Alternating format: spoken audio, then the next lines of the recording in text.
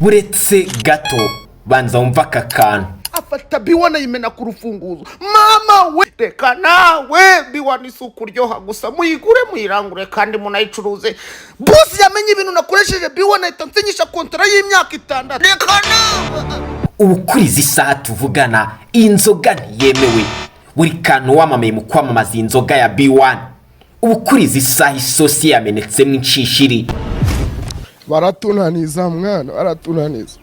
Ako ikintu cyonyine man kizagumya kibatungura ni uburyo mutunaniza tugagumiza tukabikora aro kaburamfunze nibyo ndi mu mafuti ariko igihugu cyacu mwana ari kiza fo.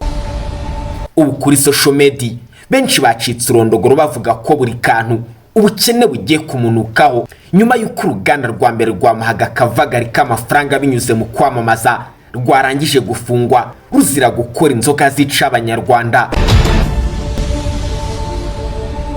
Ariko buretse gato hari ibyo benshi batazi.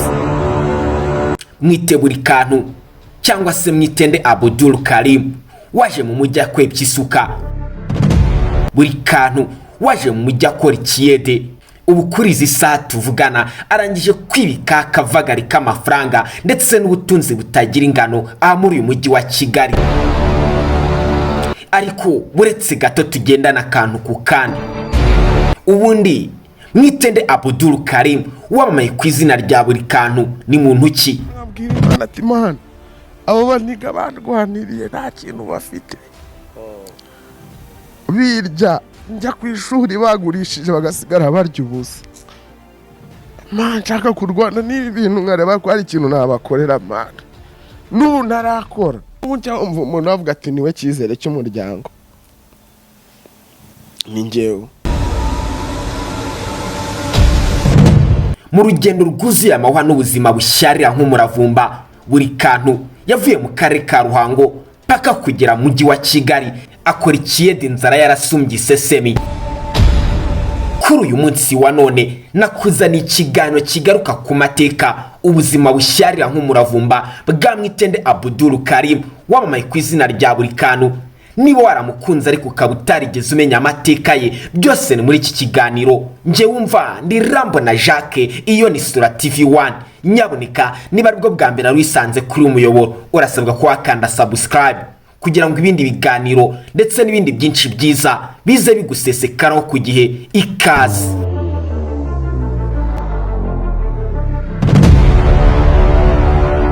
Dutangiye ducya.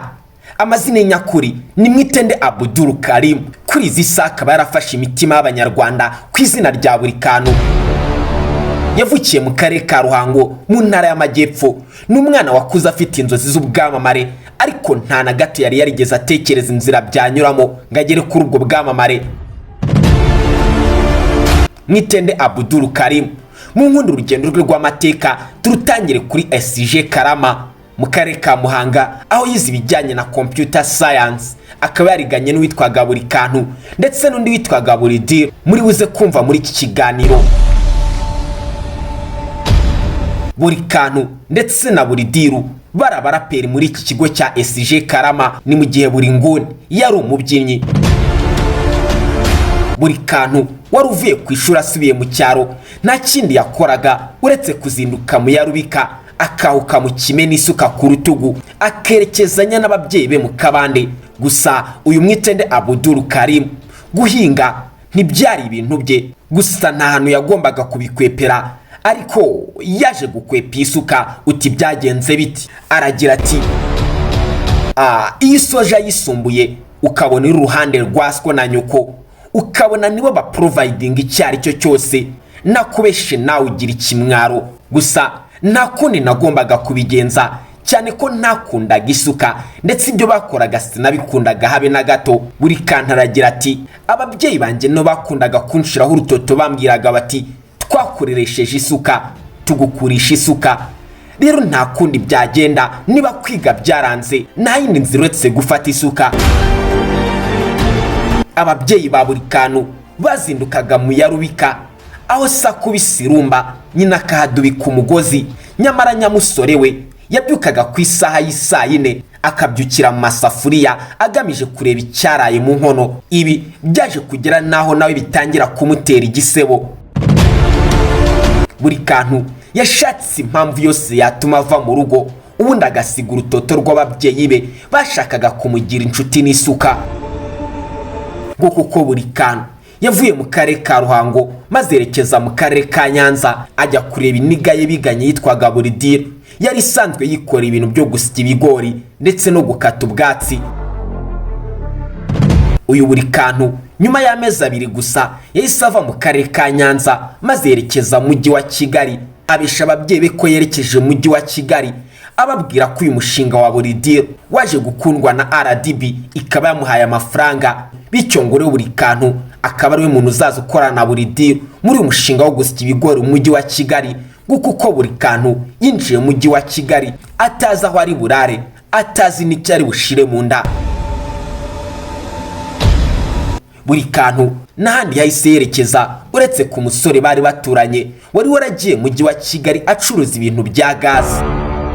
Burikantu akibona ko ageze mu mujyi wa Kigali yahise atangira no gukura amaboko mu mufuka, atangira kujarajara umujyi wa Kigali ashakisha imibereho ya buri munsi, nguwo mu kiyede, nguwo mu bwogoshi, ndetse yanabaye n'umukomisiyoneri w'abayaya. Ibi byose yabikoraga mu mujyi wa Kigali, akaba ari nayo mvano y'izina Burikantu kubera uburyo buri kintu cyose washakaga wabaga wakibariza kuri uyu Burikantu. Burikantu wari ugeze mu mujyi wa Kigali yagombaga gutekereza inshuti ye biganye kuri SG Karama aha mu karere ka Muhanga yitwaga Buringuni. Uyu Buringuni wari usanzwe akina ibintu bya komedi, yahise amwemera kumwinjiza muri komedi maze batangira gukorana.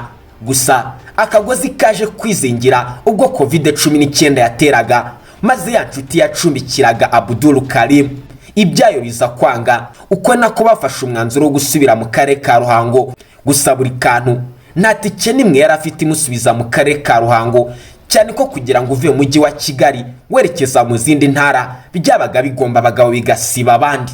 Burikantu yahise yigira inama yo kwinjira mu kimodoka cyatwaraga umucanga maze yitwikiza shitingi. Niko kuva mu mujyi wa Kigali asubira iwabo mu cyaro nk'imbwa, asubirayo nk'umwana w'ikirara. Imyenda yarabaye ubucabari, ubuzima mbese busa naho bwamucanze aha mu mujyi wa Kigali.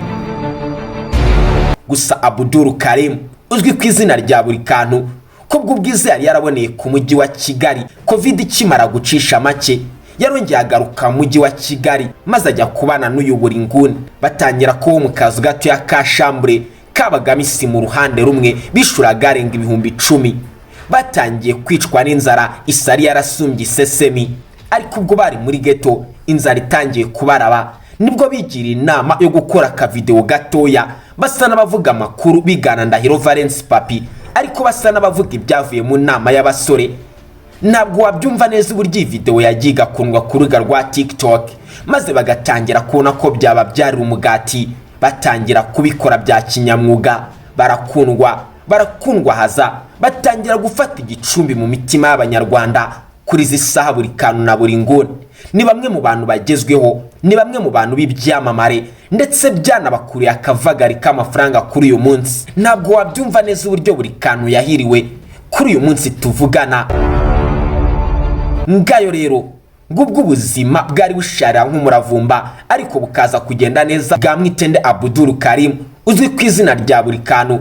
Ngayo rero Burikantu ababera urugero rwo kwihangana mu byo muhora nabyo muri ubu buzima. Nge mwumvaga nari Jacob nk'ibisanzwe. Nyaboneka niba aribwo bwa mbere wisanze kuri umuyoboro, urasabwa ko wakanda subscribe kugira ngo ibindi biganiro ndetse n'ibindi byinshi byiza biza bigusesekaraho ku gihe. Tuko pamoja.